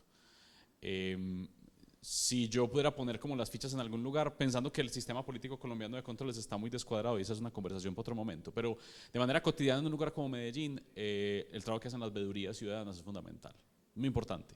Y créanme que lo sienten, uno allá sentado lo siente, está atento. Claro, están las limitaciones cuando la cosa ya supera como todos los límites, como viene siendo un poco el caso, pero pero esa es como la manera cotidiana y constante, en esos dos momentos, como entre la elección y la que sigue, de que quienes están allá sentados sientan que hay ojos atentos, que están pendientes y que están haciendo seguimiento, y que incluso las decisiones que toman pueden tener consecuencias más adelante. Las consecuencias a veces se demoran más de lo que uno quisiera, pero casi siempre llegan de una u otra manera. Entonces lo primero es acompañar ese tipo de iniciativas, estar pendientes, apoyarlas, digamos, son profundamente valiosas. Y de nuevo, quizás uno de los aprendizajes recientes de estos últimos años ha sido que ojalá no desaparezcan, independiente de lo que pase en las próximas elecciones, deberían mantenerse, estar pendientes para mantener algo de equilibrio. El equilibrio es importante que las personas que están ocupando cargos públicos sientan que están muy pendientes de lo que están haciendo. Eso es fundamental para intentar mantener algunos niveles de control. Lo segundo ya es una conversación más compleja y tiene que ver con reforma política, porque efectivamente el sistema colombiano de controles es muy extraño, digamos, está muy dependiente de las influencias políticas. El hecho de que, por ejemplo, los contralores municipales sean electos por el mismo consejo de la ciudad, donde casi siempre se organizan coaliciones que apoyan al gobierno local, genera un montón de complicaciones que hemos vivido durante mucho tiempo. Pero en tanto eso nos supera como el control inmediato y requiere un montón de cosas que ocurran que son muy improbables, yo pondría como la apuesta en hay que estar siempre muy pendientes. Y esto es muy importante, y con esto termino, y es hay que estar pendientes del candidato o del alcalde o de los gobernantes, independiente de que yo esté de acuerdo o no con ellos. No es simplemente controlar al que no me gusta, es controlar también al que me gusta. Es más, créanme, le ayuda, pues le estoy ayudando, porque el alcalde no está solo, el alcalde tiene funcionarios y tiene un montón de equipo, y el alcalde es un ser humano, como cualquier otro, que puede cometer errores o dejarse tentar por cosas. Entonces, controlar constantemente. Además, ahorita que hablamos un poco con esta idea, como cuál es la idea de la democracia. La idea de la democracia es equilibrio, es control, es distribución de poder. Lo demás ha sido parafernalia que le hemos puesto, pero en principio es que la cosa esté tan distribuida como sea posible para evitar abusos. Una distribución en este caso es que los gobernantes sientan que los estamos, la palabra apretar es un poco brusca, pero sí, apretando constantemente, muy pendientes. Brusca. ¿No te parece brusca apretar? Apretar, pero para nada. Me parece ligera. Pues vea, esa pregunta sí da para varios conversatorios, pero yo durante mucha parte de mi vida fui un institucionalista, porque estaba en el sector público y creía profundamente que las buenas instituciones transformaban las sociedades. Y ese era mi orden. Una buena institución bien diseñada transforma la forma en que la gente actúa y por ende va transformando una sociedad. Hoy no soy un convencido de eso ya. Creo que hay que tener buenas instituciones y obviamente creo que el sistema político nuestro está muy mal diseñado y está cooptado por las clases políticas que son profesionales de la política, no porque sean muy buenos y hayan estudiado, sino porque viven exclusivamente del sector público. Eso es muy jodido. Profesionales de la política son los que no tienen otra vida distinta a ser funcionario o electo. Y a mí me parece que hay una reflexión de fondo porque es compleja. Y eso suscita un montón de cosas. Entonces, el sistema efectivamente está cooptado en gran parte por eso, pero en los últimos años, por lecturas, quizás porque he estado alejado del sector público y lo he visto a la distancia, también me he convencido de que tiene que haber un esfuerzo de transformación de acciones individuales, es decir, tiene que haber un esfuerzo de cambio profundo en nosotros. Es muy fácil decir sistema jodido, podrido. Pero ojo, ¿cuántos de nosotros nos montamos, y me incluyo, en la dinámica de para que no llegue fulanito cualquier cosa? ¿Cuántos no nos montamos en la tribu de no, es que yo sé que no son perfectos, pero es que estos sí son unos diablos? Y a quien no sé, yo sé que no soy perfecto, les voy a poner el ejemplo, bueno, de Barranquilla. El tema de los char, léanse La Costa Nostra, que no es un invento, yo creo que es de los libros de investigación política más profundos y serios que se han hecho en este país. Y claro, entonces uno va y dice, pero vea, transformaron esa ciudad, ya no hay arroyos. Le ganaron al cura Pérez. Y la tragedia de la política, lo dice Laura Ardila, la tragedia de la política es que los char, cuando arrancaron, eran alternativos.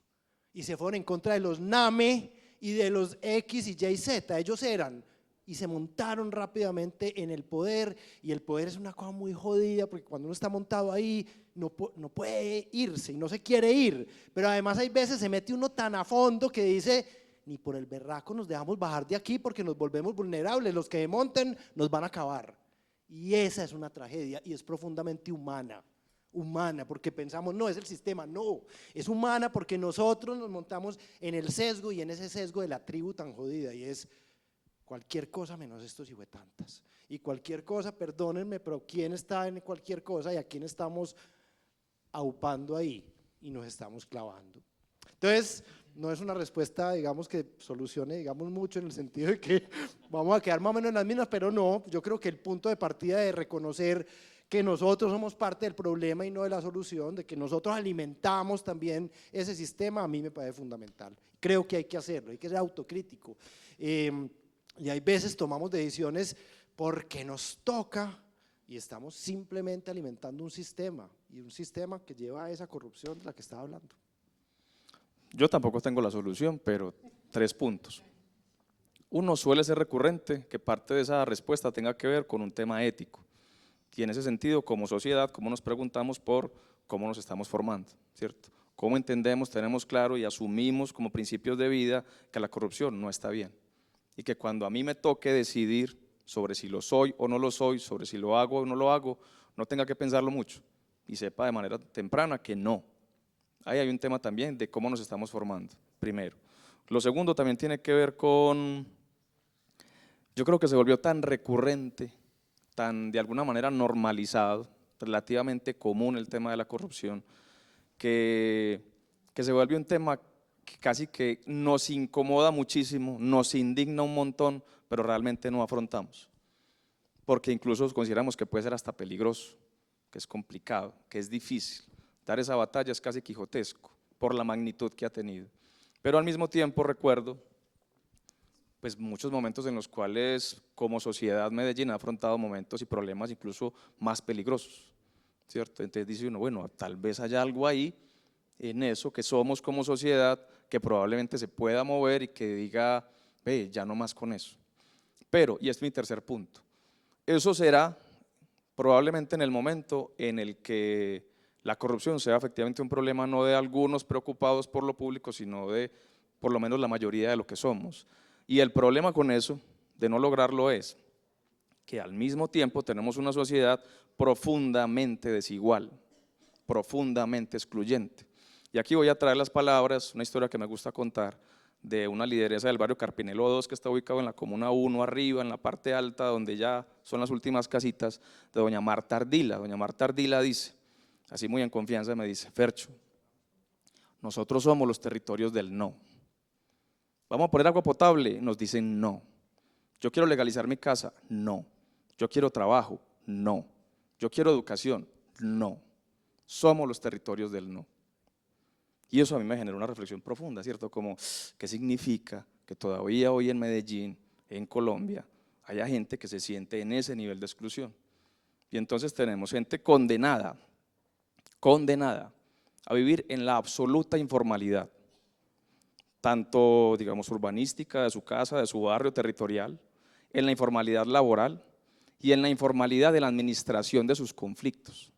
Porque cuando van a hablar con los mecanismos de justicia, suele ser recurrente, por ejemplo, que en el CAI les digan, o en la estación de policía les digan, hable con los muchachos. Y no es ningún secreto, suele ser recurrente. Y el porcentaje de población que vivía así en Medellín fácilmente está mínimo en el 45% del total de población y puede irse hasta el 60%. Con esa magnitud de lo que somos como sociedad, ¿cómo le decimos que vote bien? ¿Con qué cara le decimos que vote bien?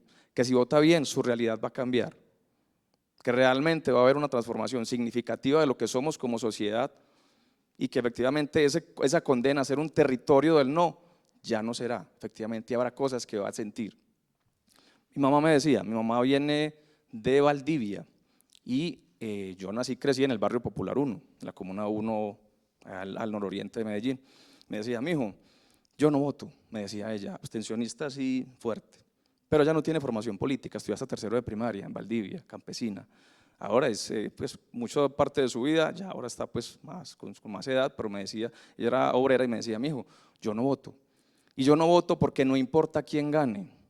Yo mañana me tengo que levantar a ver cómo rebusco la comida para ustedes. O sea, nuestra vida no va a cambiar, ¿cierto? Esa sensación… ¿Sigue siendo abstencionista hoy, Fer? Sigue siendo abstencionista. Y esa sensación, ese vivir así, al borde, al filo de la vida, al tengo la posibilidad de solucionar como de alguna manera lo básico durante 12 horas, durante 24 horas, durante una semana y luego no sé, genera una cosa muy tesa en la gente, en donde si hay posibilidades de acceder a algún tipo de beneficio por vías de la corrupción, está bien visto, se vuelve válido. Y en ese sentido, en una sociedad así, es muy difícil avanzar y es muy difícil efectivamente convencer a la gente que un criterio ético vale la pena. Ahora, no estoy diciendo que todas esas personas piensan exactamente igual, la forma homogénea, diciendo aceptamos la corrupción. No, nos encuentra mucha gente y es mucha, muy valiente y muy digna que se paran esos principios y dice no, yo a eso no le juego. Y no le juego a actores ilegales, y no le juego a politiqueros, y no voy a votar porque me van a comprar el voto, yo eso no lo hago. Hay mucha gente que efectivamente responde a eso, pero también ofrece la oportunidad de esa situación de que mucha otra sí. Y creo que parte de eso, parte de la reproducción de la corrupción, tiene que ver con que una sociedad tan desigual abre la oportunidad para que quienes sí están aspirando efectivamente a lucrarse de lo público, encuentren ahí parte de su público. Merci. Un comentario y una pregunta. El comentario es que pues, celebro mucho este espacio. Hay una frase, casi un mantra, que es un lugar común con el que crecimos, que es que no se habla de fútbol, de política ni de religión, que creo que nos hizo demasiado daño, porque pues parte, creo yo, de nuestra violencia, y no solamente hablo de la violencia de fusil, sino la violencia de manejar carro y gritarnos, o de no conversar, sino estar peleando pues como a los gritos, se debe a que no hablamos, no conversamos sobre esos temas. Entonces habilitar esos espacios, lo que no tenemos es que, vuelvo y digo, matarnos, ni siquiera mirarnos feo, pues, por pensar distinto sobre religión, fútbol o política. Entonces celebro mucho abrir esos espacios. La pregunta que tenía, yo tenía un profesor en la Facultad de Derecho de la Antioquia que decía, cuando no estaba muy seguro de una posición, él decía, esta es mi posición, pero yo no la comparto. ¿Cierto? Entonces, yo tengo un rollo con el verbo alinear, que creo que solamente se debe utilizar en términos automotrices. De resto uno debería eliminar el verbo alinear. Entonces, cuando pienso alinear intereses entre empresariado y Estado, a mí me hace un poquito de bulla porque siento que los incentivos son muy difíciles de alinear, pues nuevamente. No hay que matarse, no hay que mirarse feo, podemos convivir aún en esa desalineación de intereses. Entonces, siento que a veces romantizamos mucho esa idea y que tenemos que traer de la mano y no necesariamente, es como quisiera indagar un poco sobre esa canasta electoral que mencionaba, es decir, no pongamos todo en la canasta electoral, no tanto dependamos de esa alineación y como indagar un poco más sobre eso, sobre ese punto de ustedes, si de verdad es necesario para que construyamos más sociedad que necesariamente tengamos esa alineación. Yo privado, creo que la alineación es mala, la alineación no es el problema, la alineación de intereses creo que sí puede ser muy problemática y muy peligrosa. Cuando de pronto coinciden demasiado los intereses puede ser muy complejo porque hemos visto ejemplos de estados y sector privado alineados a otras cosas. Pero creo que en lo que hay que alinearse es en los principios. Los intereses pueden ser totalmente distintos, pero alineémonos en unos principios de cómo se hace política, de cómo se elige, de cómo se hace empresa y de cómo nos relacionamos. Yo creo que es más fácil alinearse en principios que en intereses y creo que es más peligroso alinearse en intereses porque es excluyente también. Si hay una alineación, muy seguramente hay gente afuera. Estamos alineados aquí, pero no necesariamente con estos y con estos. Y creo que ahí la democracia empieza a flaquear. Entonces, me parece que el problema no es necesariamente alinear, pues que puede ser, digamos, un poquito también, entiendo tu idea de cómo es medio forzado, ¿cierto? Creo que esa es la idea. Alinear intereses puede ser complejo, pero alinear principios me parece que sí debe ser una búsqueda. Venga, pongámonos de acuerdo en unos principios básicos, de sociedad, de cosas que no aceptamos aunque estemos en espectros distintos de la política y la ideología. Pongámonos de acuerdo en unas formas de cómo se hace empresa en este país y cómo es una relación sana entre lo público y lo privado. Ojalá productiva, ojalá complementaria, pero sana. Es decir, que hay unas fronteras y hay claridades. Yo creo que ahí es donde debe estar la discusión.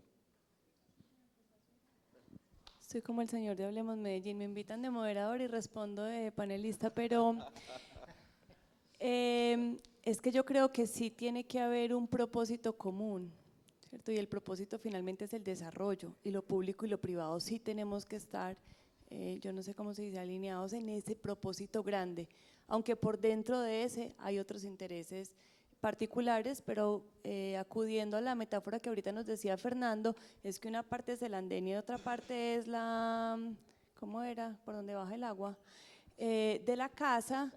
Una parte es lo individual y lo familiar y lo empresarial, pero el propósito del desarrollo armónico sí lo tenemos que tener completamente compartido, no solo entre lo privado, en lo público, en lo social, en lo académico.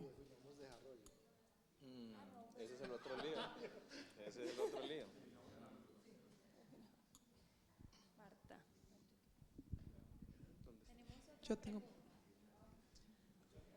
Yo creo que aquí voy a tener, listo. He visto, pues por ejemplo, leyéndome los resultados de Hablemos Medellín y algunos espacios, y con dos experiencias que tuve hace 15 días, una de una niña de 8 años que me dolió mucho porque decía, si yo tuviera un superpoder, yo tendría el poder de incendiar, y si pudiera incendiar a alguien, incendiaría a Petro, una niña de 8 años. Y otra de 2 años que apenas está empezando a hablar, es una amiguita de mi hija de 2 años, sabrá 15 palabras y ya sabe decir Petro es malo. ¿Qué estamos haciendo hoy con los niños? ¿Cómo vamos a promover esa cultura cívica? ¿Cómo van a vivir la ciudad si están hoy en centros comerciales todo el tiempo y creo que poco habitan la ciudad? Tenemos mucho miedo de habitar la ciudad y creo que me entristece que un Hablemos Medellín no haya tenido algún resultado o contenidos para los niños. Si tuviera. Sí. Sí. Es que a mí me gustó mucho cuando lo presentaron. Ah, bueno. No lo vi en el informe. Pero. Sí, nosotros hicimos un esfuerzo además, digamos, difícil en términos como logísticos, pero unos 300 participantes fueron entre los 8 y los 17 años. En el informe general hay solo un capitulito donde aparece como el resultado de los niños, pero incluso en unos días vamos a publicar un informe solamente con los resultados de niños, niñas y adolescentes. Porque pues primero su visión, su participación, sus ideas y propuestas son fundamentales para la conversación. Al final de cuentas, pues sí, más allá de futuros o no futuros, son parte de la sociedad y su participación ciudadana es fundamental. Y pues como ponen los ejemplos complejos, obviamente son también como interactúan políticamente incluso a los 2 años, en este caso pues con esto terrible que seguramente, bueno, no sé, no, bueno, donde lo hayan sacado. Sí. Pero el punto aquí fundamental es, no, digamos, en el proceso participaron, estuvieron, conversaron, respondieron las mismas preguntas que los adultos, sus ideas, sus propuestas están ahí, digamos, en este pedacito del informe y van a estar ahorita en un informe especial, pero lo hacemos por un asunto clave que creo y espero pues que sea como la línea también como de tu preocupación en la pregunta, y es por la importancia que cumplen en la conversación pública y el hecho de que de alguna manera en ocasiones han estado por fuera de esa conversación, o sea, subestimado, se asume que solamente hablamos con mayores de edad, pues que son ciudadanos porque votan o qué sé yo. Al final de cuentas lo que están pensando niños, niñas y adolescentes sí pueden ser expresiones de lo que escuchan alrededor y efectivamente pueden ser ideas que pueden cargar y llevar adelante cuando efectivamente puedan votar y participar, digamos, más activamente en el entorno político. Entonces sí, está ahí, vamos a sacarle más punta en las próximas semanas. Bueno, no, primero pues muchas gracias y me parece muy interesante esta conversación y un poquito como mirando lo que resulta, digamos, de los 3 escenarios. Me parece muy importante como, digamos, hay una subjetividad colectiva. Yo creo que hay un llamado a un tema de subjetividad colectiva, que es el tejido social, que es la manera de vernos, de relacionarnos, pero eso que señala Fernando también es muy impresionante, que es el tema de o sea, esto tiene que tener un efecto, digamos, en una materialidad de la vida, y es una vida buena. una vida digna. Y yo creo que sí, en esta ciudad sí se ha profundizado de manera alarmante el tema de la exclusión y de la vida indigna para un porcentaje importante de la población. Y yo creo que eso tiene que ser preocupación de todas las agendas, de estas conversaciones de los diferentes sectores del empresariado. Tiene que haber una preocupación y tendríamos que ponernos de acuerdo en ese tema del tema de la inclusión, el tema del reconocimiento, el tema de la vida digna de una buena cantidad de las personas de esta ciudad. Yo creo que tendría que ser un propósito común. Eso en primer lugar. Y segundo, me llama mucho la atención en todos estos espacios y en otras cosas que ha habido por fuera también o en otras conversaciones, la ausencia de la reflexión y de la invitación en la conversación a los partidos políticos y a las iglesias. Ahorita lo decía alguien allí, el tema de que no se habla de política ni de religión, y yo digo que yo sé que es una conversación muy difícil, que es una conversación compleja, pero yo digo, ¿cuándo vamos a generar espacios para hacer una presión social sobre los partidos políticos, sobre la responsabilidad de los partidos políticos en esto que ha sucedido y de las iglesias? O sea, yo creo que ahí hay un tema que es muy importante en términos también públicos, de eso que han hecho, de eso que han generado en la ciudad o que han posibilitado. Entonces, como que qué interesante sería en estas conversaciones propiciar, intencionar esas conversaciones difíciles. Y creo que dos sectores de conversaciones muy difíciles son los partidos políticos y las iglesias en términos de su responsabilidad con esto público. Yo quisiera contar algo con relación a la primera parte de la intervención, y es esto de pilas que en el medio de esta desigualdad tan profunda y que además se sigue profundizando, nos arriesgamos a muchas cosas. Una de ellas es hace poco, en otro proyecto del cual hago parte, que es relacionado con Derecho a la Ciudad, hicimos una alianza con la zona nororiental y con Cómo Vamos, para que Cómo Vamos pudiera producir un informe específico dedicado a la zona nororiental como estaba. Hubo varios hallazgos, uno de ellos que a mí me generó y todavía me genera mucha inquietud. Resulta que nos están mostrando que el 49% del total de población que tiene la zona nororiental es menor de 30 años. Y al mismo tiempo nos estaban mostrando que en condiciones de vivienda, educación, empleo, o sea, asuntos sustanciales de cómo vivir bien, son las peores condiciones de la ciudad. Eso significa que un gran porcentaje de jóvenes están sometidos a condiciones de vulnerabilidad y exclusión. Y eso tiene todo que ver con muchas cosas, entre ellas con las posibilidades de paz y de violencia en Medellín, solo por mencionar una. Y me quedé con eso. Pucha, es una sociedad que no solamente es desigual, sino que parte de esa desigualdad, la más aguda, se está concentrando en personas muy jóvenes. Y eso es caldo de cultivo de muchas cosas. Llenas de vida, muy problemáticas. Claro, de ganas de aportar, de hacer, de vivir. Seguramente, la inmensa mayoría, y lo digo por conocimiento propio, incluso podría colocar cifras, en fin, pero para no alargar. La mayoría de esos jóvenes lo que están buscando es varias cosas: parchar y vivir tranquilos, como cualquier joven de cualquier parte. Pero en el medio de todas esas inquietudes, de todas esas falencias, de todo ese sin futuro, aparece de repente alguien en la esquina que le dice: vení, ya que tenés hambre, ya que tenés que pagar servicios, ya que estás embalado, ya que no tenés zapatos, vení, haceme esta vuelta. Y de repente eso empieza a volverse una opción en la vida. ¿Qué haremos con eso? ¿Y qué significa en esta sociedad como tragedia el tener que afrontar esa situación? Y que, imagínense, el 49% de la zona nororiental, según las cifras que nos da Cómo Vamos, son menores de 30 años. ¿Quieres? Espérate.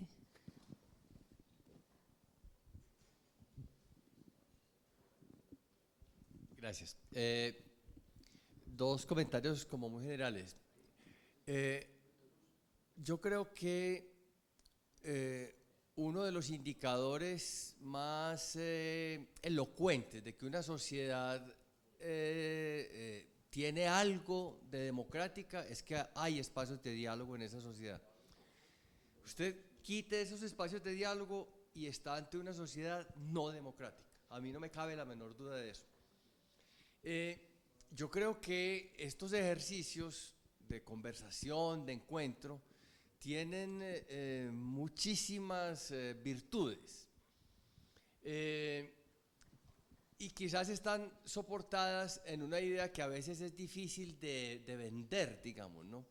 Y es que el valor de conversar es que conversar es muy bueno.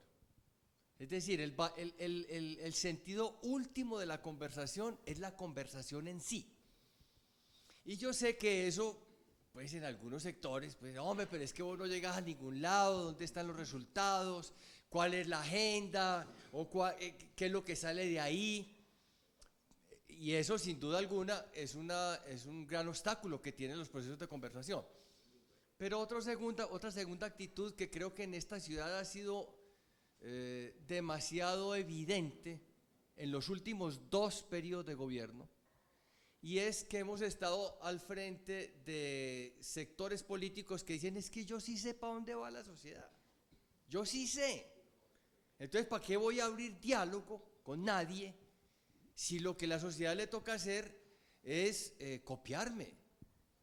Yo tengo ideas grandes, ¿cómo es la cosa? Pienso en grande, y entonces yo no necesito ningún diálogo con nadie, digamos. Entonces yo creo que esas dos actitudes son muy problemáticas para el hecho de dialogar. ¿Dónde están los resultados? Y en segundo lugar, yo sí sé para dónde vamos, entonces cópieme. Yo pues saludo que haya instituciones como ustedes que promuevan, financien y que comprendan que el diálogo es un valor democrático profundo y es un gran bien para la sociedad. Yo creo, eso sí, pues, y ahí tengo alguna distancia un poquito con Santiago, una experiencia que tuvimos que es Medellín, ¿para dónde vamos? 3, 4 años de diálogo profundo sin el sector público, y es muy complicado llegar a determinaciones que impliquen modificaciones en la vida de las personas si no está el sector público comprometido de alguna manera, ¿no? Entonces yo coincido contigo en que se necesitan tan buenas instituciones públicas como tan buena sociedad civil organizada. Las dos cosas son fundamentales, pero ambas deben estar y ambas hay que trabajarlas. Y una última cosa que yo quisiera mencionar es esta. Casi ningún problema, yo me atrevería a decir que ninguno de los problemas centrales que tenemos se va a resolver en el corto plazo. Ninguno. Vean un problema que es de los más gordos que tenemos. ¿Qué hacemos con la capacidad que tienen grupos delincuenciales en esta ciudad para controlar los territorios? ¿Qué hacemos con eso? Nos hemos acercado pues de alguna manera a ese proceso de diálogo que está en marcha, y pues eso no lo digo yo, pues lo dicen los mismos que lo están promoviendo. Eso está más enredado que huepucha, o sea, eso es una dificultad pero monumental. Pero yo creo que empezando por el nombre, ¿qué? Diálogos sociojurídicos. Empezando por el nombre, exactamente. De acercar. Con organizaciones criminales de alto impacto, en fin, desde el nombre, efectivamente. Pero lo que yo creo es que esta sociedad debería arropar esa iniciativa y tratar que de alguna manera de ahí saliera algo bueno, lo mejor que se pueda, con todas las dificultades que tiene. ¿Por qué? Porque diseñamos finalmente una sociedad en donde problemas muy concretos no los resuelve la autoridad legítima, sino los muchachos. Vea un asunto tan concreto que se habló en esa mesa. Vamos a evitar que en los entornos de las instituciones educativas se repartan sustancias psicoactivas. En Medellín, ¿eso con quién hay que concretarlo? Con esos señores, no con la fuerza pública. ¿Eso lo vamos a hacer en el corto plazo? No. Recuperar una perspectiva de paciencia y de largo plazo creo que es fundamental.